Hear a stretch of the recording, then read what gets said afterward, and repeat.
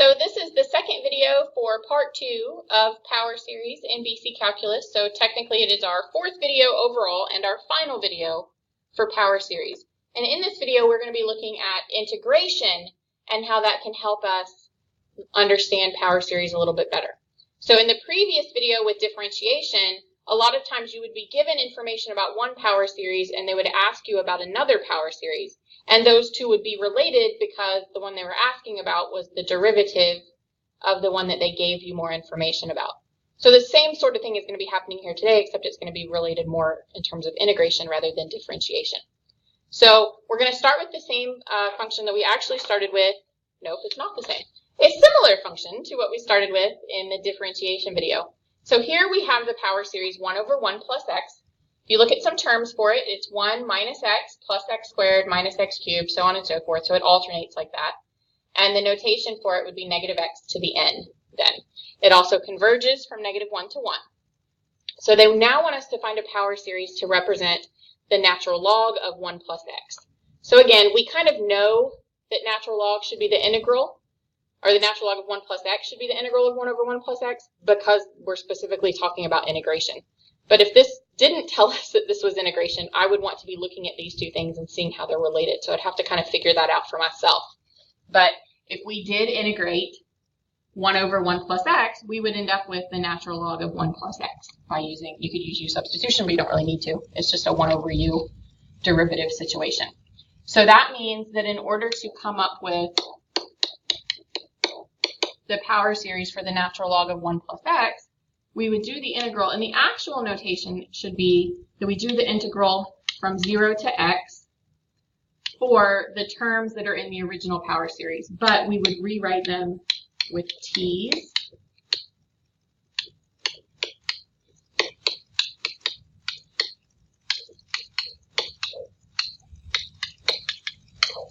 and do it dt. That kind of goes back to that fundamental theorem of calculus concept with, if we're trying to have our final answer be in terms of x, we really kind of need the original function to be in terms of t, so then we could substitute and do f of b minus f of a, that whole concept.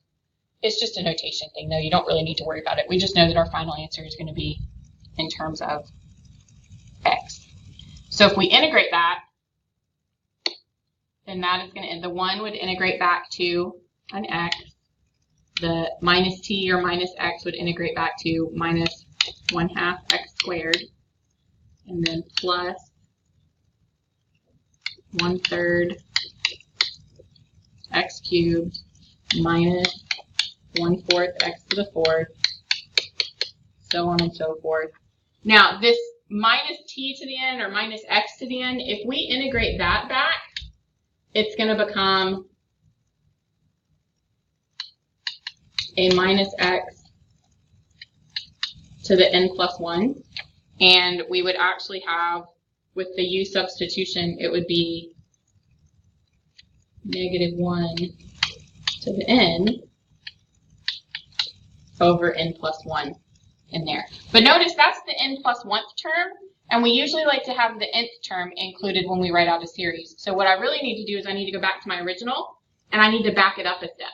So the term previously would be negative t to the n minus 1.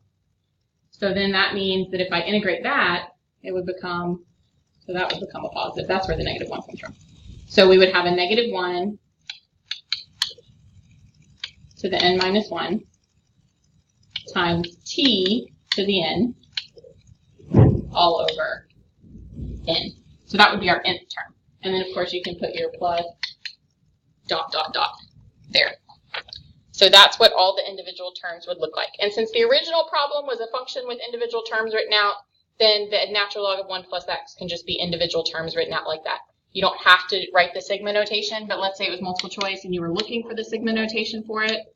Remember, we can just extract that from the, well, that should be an x, from the nth term in the individual things that we wrote out. And its interval of convergence, just like with the derivatives, it's going to adopt the interval of convergence that it came from. So it would have an interval of convergence from -1 to +1 as well. So let's look at one more together.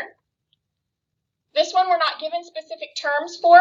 We're given the sigma notation for the power series for an f of x function, and we want to use that information to represent a power series for the integral function. So this is our f of x function. We want the integral function. So we did this exact function previously in terms of derivatives. So we're going to start by, another way that I could write this is the sum from n equals 0 to infinity of 2x to the n. And so the function f of x would be 1 over 1 minus 2x, because a would be 1 and r would be 2x from that sigma notation. So then the integral from 0 to x for f of t dt would be the integral from 0 to x for 1 over 1 minus 2t dt. So first thing we want to do is we could actually figure out what that function is in case the answer choices were in that format. So you could use u substitution.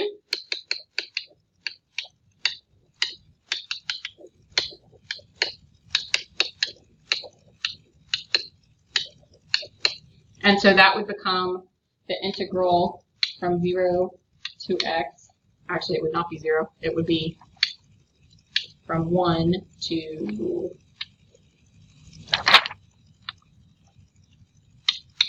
1 minus 2x. There we go. Of negative 1/2 times 1 over u du.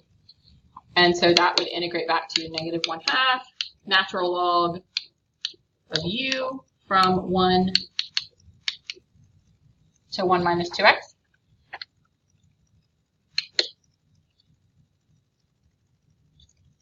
And so we get negative 1/2 natural log of the absolute value of 1 minus 2x plus 1/2 natural log of the absolute value.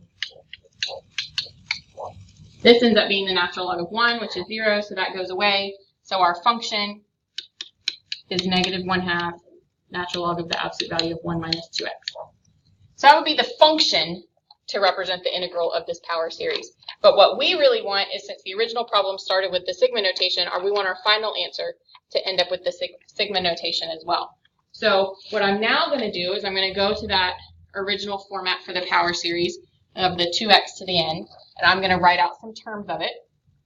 So this would then be the integral from 0 to x for some terms from that 2x to the n. So if I start with n equals 0, that would be a 1, and then we would have 2t, remember we have to write it with the t's, and then it would be 4t squared.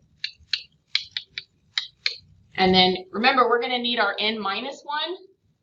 So that would be 2t to the n minus 1 and 2t to the n, which you really don't need because that's just going to give you the n plus 1 term, which we don't really ever pay much attention to. Okay, so now I'm going to integrate those term by term and replace them with x's. So 1 is going to become an x, 2t would become x squared, 4t squared would become 4/3, x cubed, and so on. Now, when we get to the n minus 1,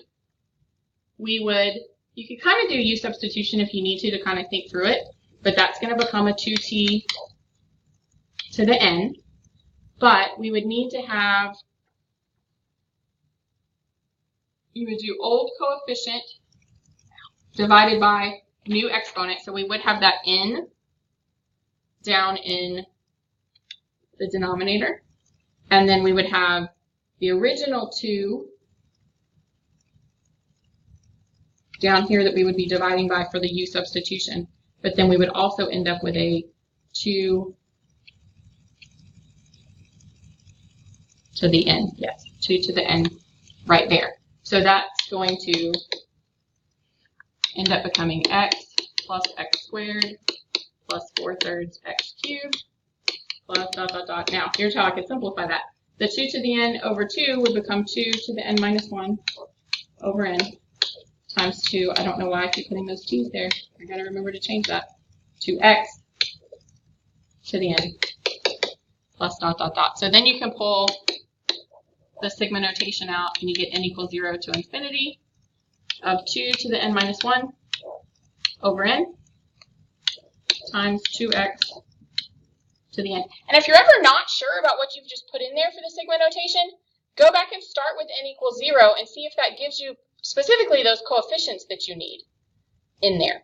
So if we start at n equals 0, that actually should give me, we would actually be starting at n equals 1 if we write it that way.